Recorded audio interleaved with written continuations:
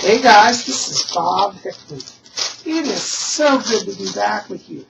Well, I'm just here unwrapping my new candles I just purchased from a local store and getting ready for our class today. I told you guys we'd have a video on Candle Magick, and I promised that, and here we are. So anyways, before we get into all that, I want to say thank you to all of you who came out to my recent video on the Spell for Protection. And that was taken from the Llewellyn's 2014 Witch's Spell a Day Almanac, a wonderful book I highly recommend. I also did a video, which is a review on that book. So check through my videos. You'll see both of those, okay? They were recent in the last week. But anyways, I'm just glad you're here. We're going to explore Candle Magick today. You know, I tell you, Candle Magick is probably one of the, in some ways it's one of the simplest magics. It's also one of the most powerful. And you know, Candle Magick can be simple or it can be as elaborate as you want. I tend to be with the simple. I find that works best for me. And we're going to talk about all that today. Anyways, I'm glad you guys are here.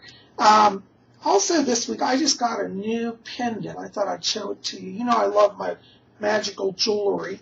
And this is a beautiful pendant. It's a pentacle. And it's got a beautiful blue crystal in the middle of it. Isn't that beautiful? Look at that. I love it.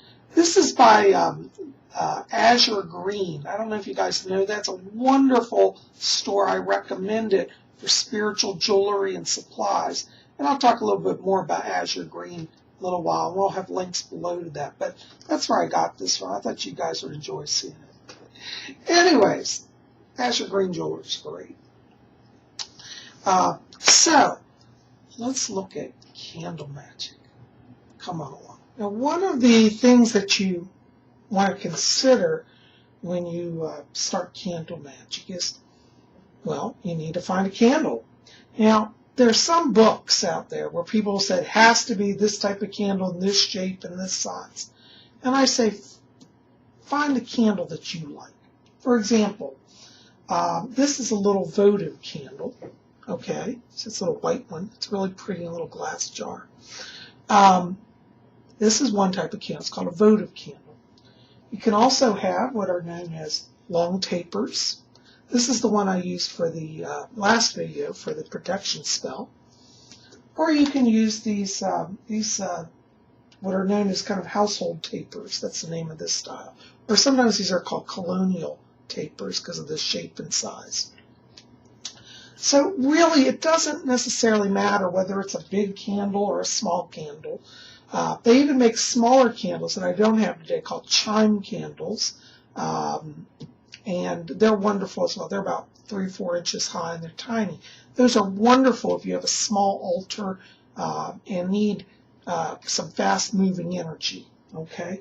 Now, unlike a lot of people's belief, the size of the candle does not indicate the amount of power. A small candle can give you just as much power as a big candle. So, it really is not so important.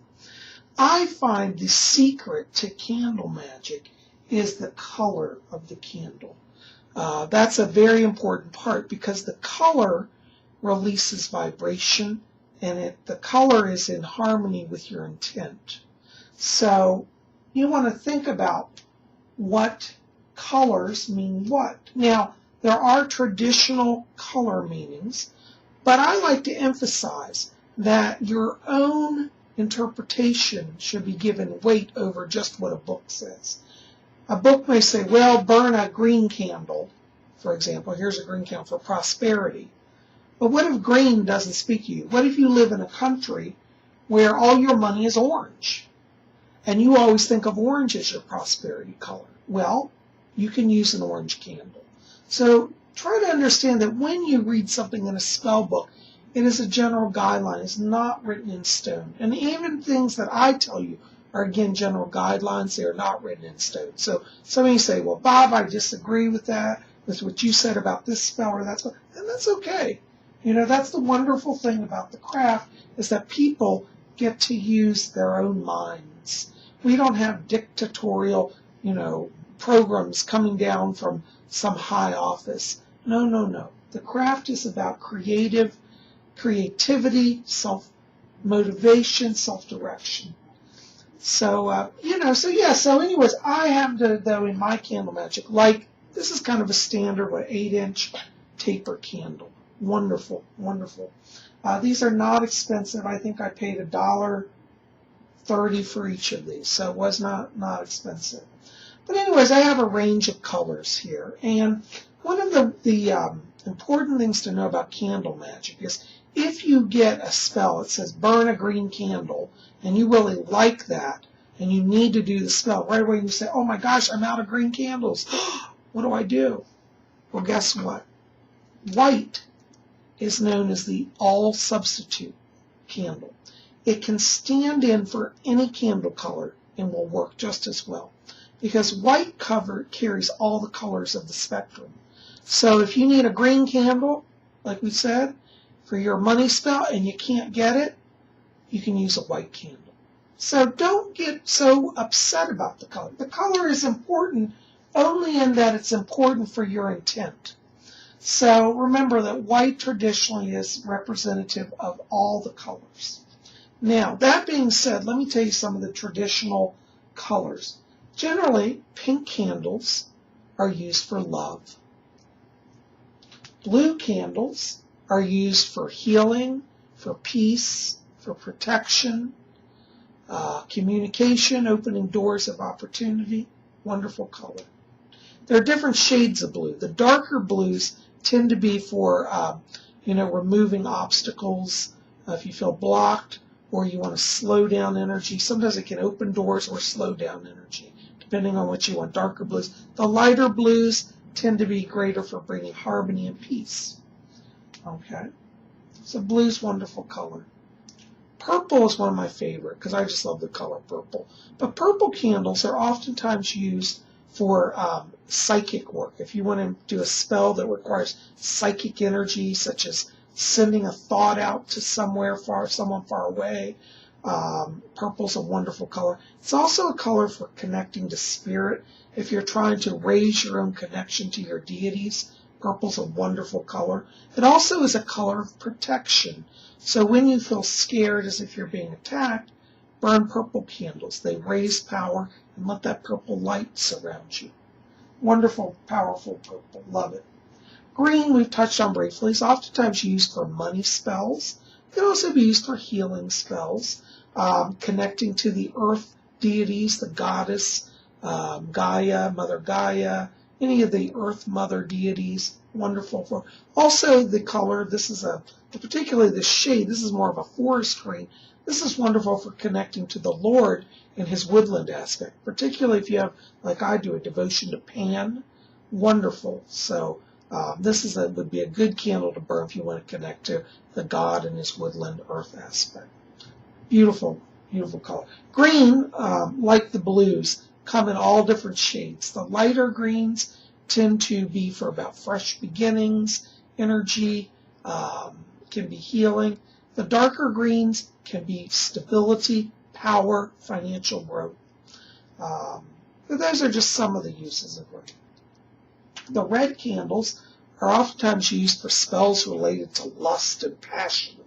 So if you want a kind of a hot romance, red's your color. But be careful, don't use this to try to seduce somebody, that they don't like you, because that would be black magic.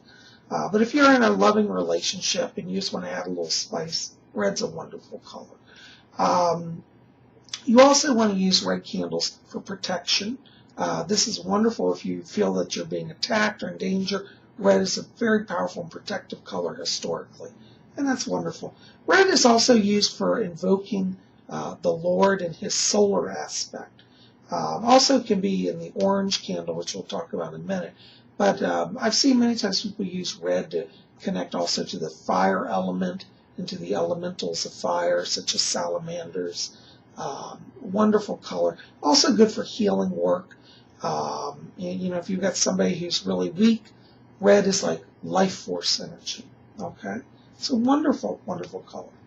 Orange, as we mentioned earlier, also is many times used for the Lord to connect to God and his solar aspect. Orange is also used as an attracting color to draw people or situations, to open doors with friendships. If you're feeling lonely and you want more friends in your life, You can burn orange candles, visualize that light coming into you, draw to you, and see how that changes things. Wonderful color. Orange could also be used for, as I said, friendships. Also can be used for, I've seen it used in gambling spells if you're like trying to, win the lottery. Some people burn orange candles for that also, because it draws success supposedly. So starting a business endeavor, orange might be a good color for that as well. So orange is wonderful. And then we have, of course, white, which we touched in as it represents all the colors here. But white also is good for attuning to lunar energies, for mother goddess spells, rituals connecting to the goddess, particularly in her lunar aspect as mother of the moon. White is also many times used for protection spells. So it's a high vibrational color, is very purifying.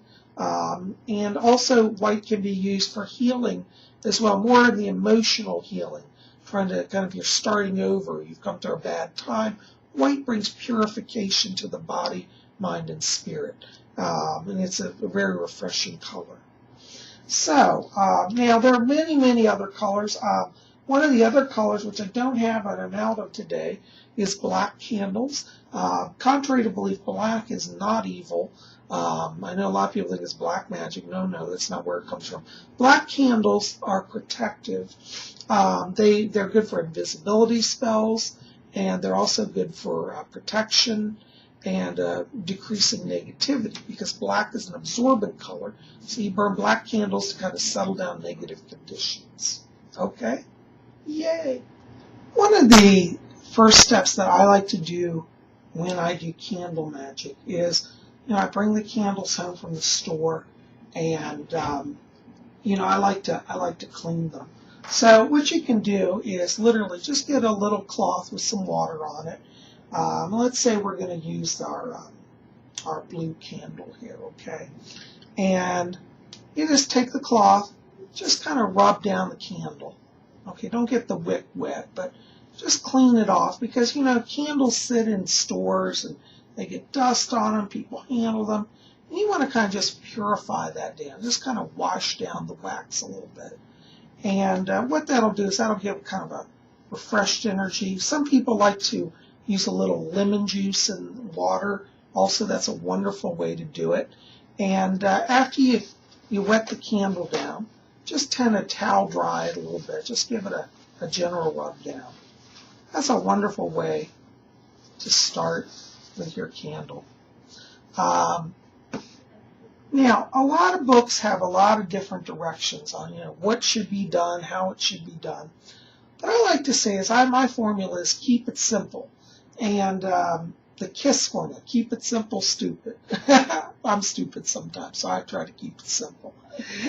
Anyways, I find that, one of the things that's so important to candle magic is that it be relevant to your need. Just doing a spell out of a book that does not speak to you won't get you anywhere, okay? You'll say, I did that candle spell and it didn't work. Well, I always say to people when they say their spells fail, I say, did the spell really mean something to you? Or did you just follow it by rote? And they'll say, well, I just did it because the book said it. I said, see, you weren't personally invested. So one of the things I think is so important is that the symbols that you use have meaning. One of the simplest ways to do candle magic is to carve a sacred symbol into your candle. So if you have a candle, let's say we want to do this candle for peace. Okay, let's say we live in an area where there's a lot of arguments, or you're in a household and you want to have a peace candle. Okay, and so especially this is a wonderful spell if you live with roommates. Well, you would get a blue candle, and then you would clean it like we did, and then take a sharp instrument such as a nail. Oops, hold on, let me get it here. I'm going to use a little nail here. See, you can just take a little nail that you have for your candle magic. I'd set a nail aside and keep it just for that. And you would carve a symbol that represents peace in your candle. Now, you might want to use a rune, for example, or you might actually want to write the word peace on the candle. I like runes, and so I think we're going to use a rune symbol for peace. So as I was saying, I like to use runes in my Candle Magick. Now, you don't have to do this, but this is just one way. So, for example, if I wanted my blue candle to be for peace, I would want to put on that the symbol of peace. And in the runes, Ing or Ingwas is the rune for peace. And so what you want to do is, research the rune, maybe draw a picture of it so you can get familiar with what it feels like to carve it. So make a copy of the rune and just put it up here on our table. So we'll just put it up here. And you can do this in your own home. Just put up a little picture of the rune. And then taking your nail, you want to study the rune and carve that image into it. So I'm going to look at this. I'm going to say, okay, we'll carve Ingwas in. Just take your time, and as you are carving the rune, the secret to magic is concentrate. You want to be able to feel that energy and know that that peace will be released through this rune. So I'm a big fan of this type of magic. It takes a little while to get used to carving. It's a little slow sometimes. Don't worry if you mess it up. You can just recreate it. Just scratch it out and make a new one. Take your time, and it shouldn't be too difficult. You shouldn't have too many problems. Choose simple symbols. When I first started Candle Magick, I would try to do elaborate symbols on my candles, and that didn't go down so well. I realized that carving in wax is not as easy as it looks. Even though it's a soft medium, you have to be quite an artist. Now, if you're an artist and you have time to do that, more power to you. But as for myself, I think simple is better. I really do. I've had good enough results with my magic to be able to state that. So anyways, we're going to carve the rune Ingwas here on our candle. Meditating on peace as we do that.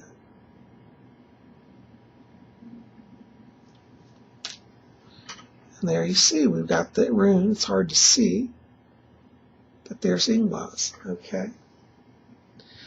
Now, the next thing that we want to do is anoint our candle. It's traditional in Candle Magick to do anointing. It's believed that the oils help set the intent. They're kind of like batteries, that kind of like extra charge to your work, okay? Now, for those of you who feel like, oh, Bob, I went to an occult shop and everything's so expensive, I have to pay $10 a bottle for all these oils, and I need 20 different oils to do my work.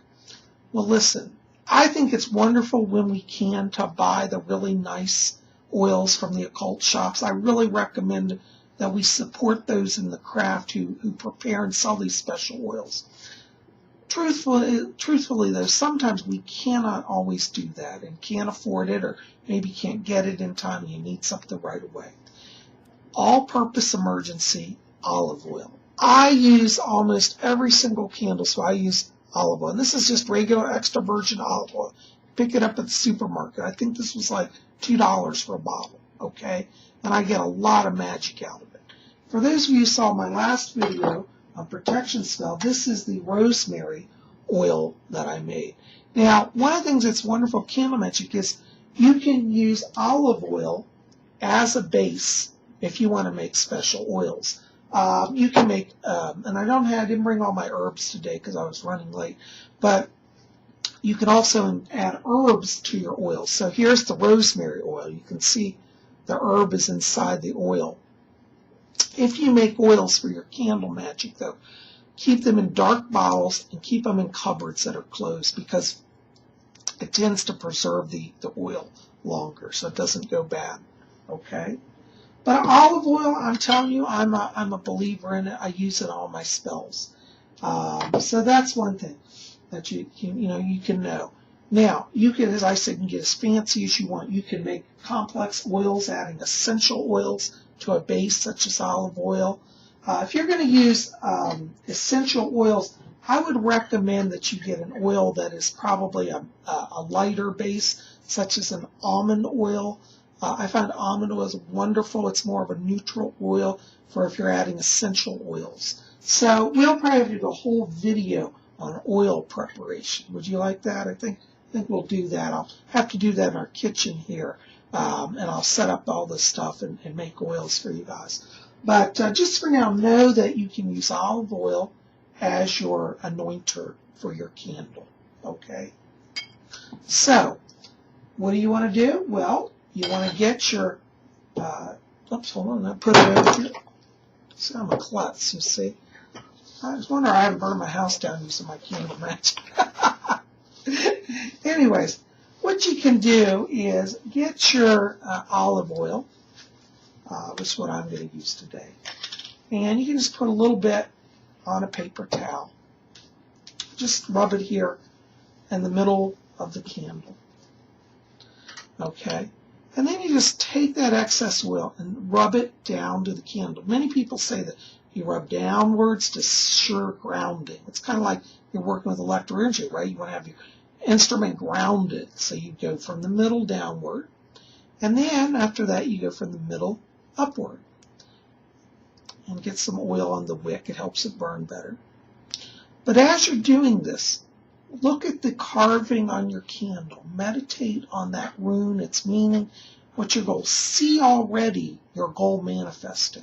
So if you want peace in your home, you know, like as I say, you live with people that are difficult, you just visualize everybody being harmonious, everybody being loving, everybody being peaceful. As you rub that candle down, that sets the intent into your candle. Now, one of the other aspects of candle burning that you want to take into consideration is having a candle holder. A lot of people never think about this. They get caught up in the candles and the oils. They never think about, where do I put the candle in? If you have one of these type of candles, it generally won't sit too flat. You know, I actually have seen people do something which is kind of interesting that I may try. Is you buy like a 2x4 board, you know, about a foot or two long, and they'll nail a small nail through it so that the top of the board has nails sticking up. And I've seen people then stick their candle on the nail to hold it. That's a wonderful way to do it as well. But you have to be careful with that you don't cut yourself on the nails. But if you're responsible and you know, don't have little children or pets around, that may be an option. But I love old brass and silver, and I happen to have this old brass candle holder. Now, when you look at candle holders, don't spend a fortune on them, okay? Go to the thrift store. I buy all of my brass at thrift stores, and you know you can buy beautiful candle holders for like $1. Take them home. Don't worry if they're dirty. You clean them up and polish them up. That's part of the fun of being in the craft is you refurbish old stuff. You know, as they say, one man's junk is another man's treasure. So clean your brass, polish it up, and you'll have a beautiful item for your altar. So I've got this lovely brass candle holder, and then I'm going to put my candle in that. Actually, I'm going to take this. I should take this label off here. Yeah, take off any labels so you don't want to start any extra fires. Put that in your candle holder. Then what you want to do is you want to, again, revisit with meditation your goals. See it manifested. Breathe it in. Make it palpable. So, for example, we're doing a peace spell. So if you want to visualize all your friends and your family in your home, visualize everybody being harmonious. Visualize everybody speaking words of love. See negativity no longer present. Hold that intent. Invoke your Lord and your Lady. Bring your deities and ask them to be part of the spell. You know, we always forget sometimes that we can ask for help. So call in the elementals, call in, you know, the deities. Wonderful elemental energy would be, you know, for peace would be in the water deities because it's emotions. They bring peace. Air for communication. Wonderful. You know, these are very, very helpful. Earth energy for grounding and balancing, you see. So you can call in any of these that are applicable to your situation. Now, it raises the question, some people say, well, Bob, do I have to cast a circle? You didn't cast a circle. Well, if you have time and ability and space to do that, I can say, yes, you should probably cast a circle, because casting a circle raises the power. Now, where I am today, I'm at my office where I do my readings. For those of you who are new here, I am a full-time psychic. This is not an advertisement, but I'm just telling you, I'm at a location where I can't really cast a circle in here.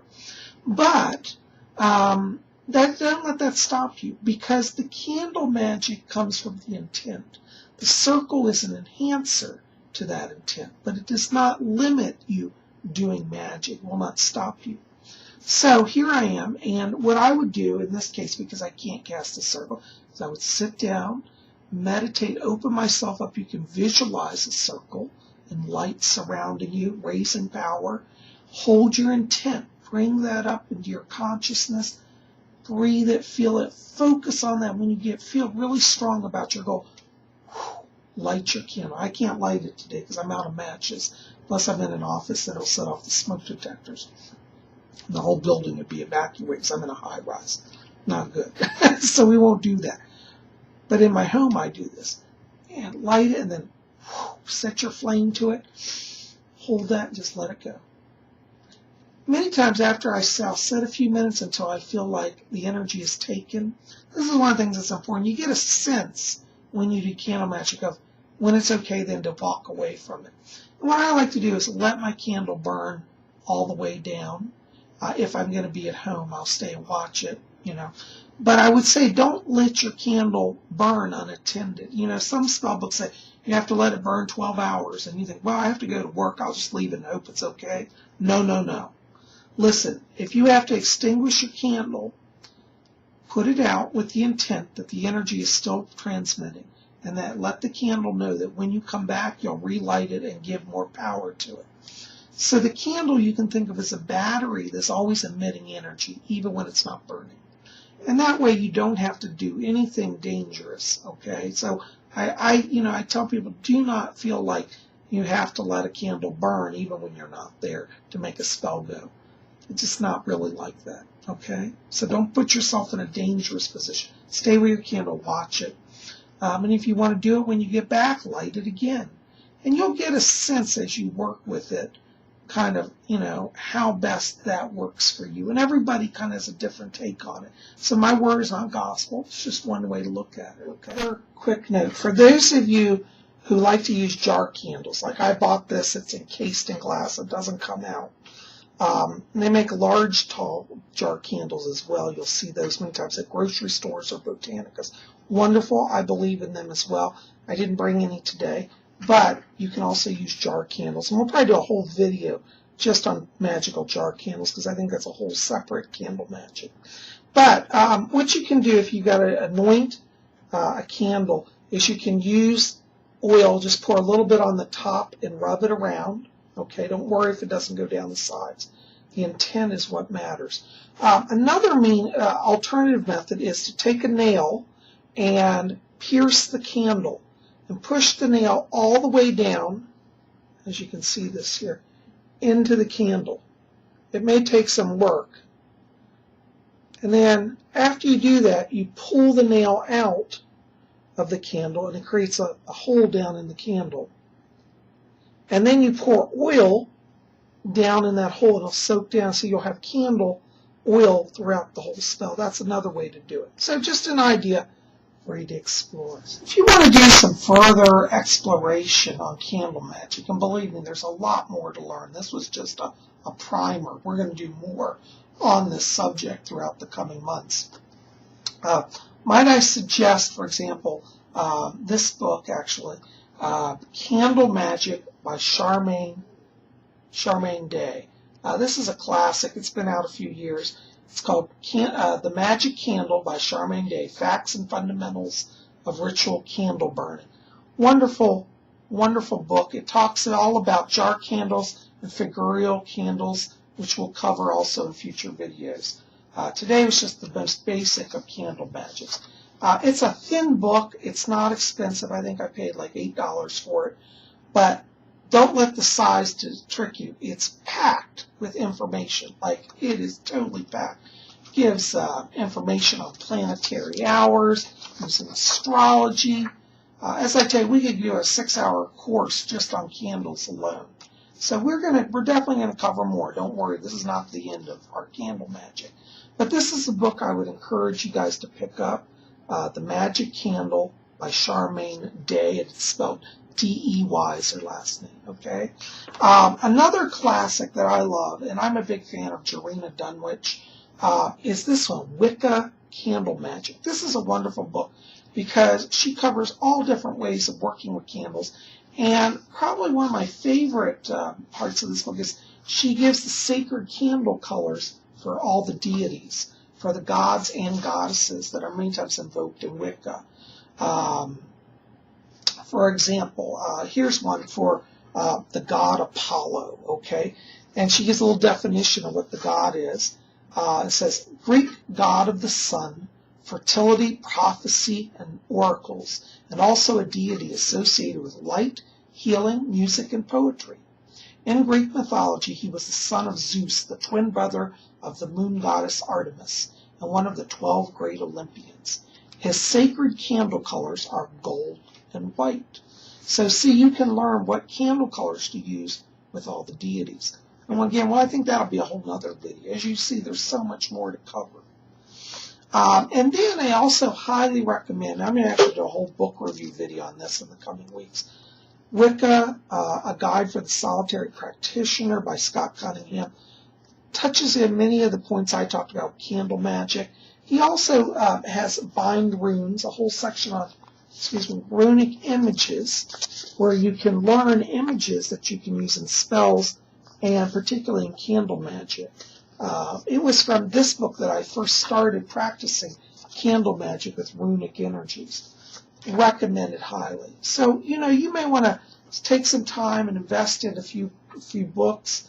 As I said, Wicca Candle Magic, wonderful. The Magic Candle, and Wicca, A Guide for the Solitary Practitioner, all wonderful. And they'll each give you kind of a different take, different ideas. Remember, the secret to Candle Magic is you're only limited by your mind, your imagination. So think about what's important, what speaks to you, work with that. Don't be a slave to anybody's book. Let the books be a launching pad. If you read a spell in a book and you really resonate with it, go for it. If you read a spell in a book and you think, I like everything in that spell, but I don't like this one thing, alter it. You see? So that's a wonderful thing. Candle Magic gives a lot of room for creativity, a lot of room for expression. Anyways, guys, I hope this has been a little helpful to you today. I'm so glad you're here.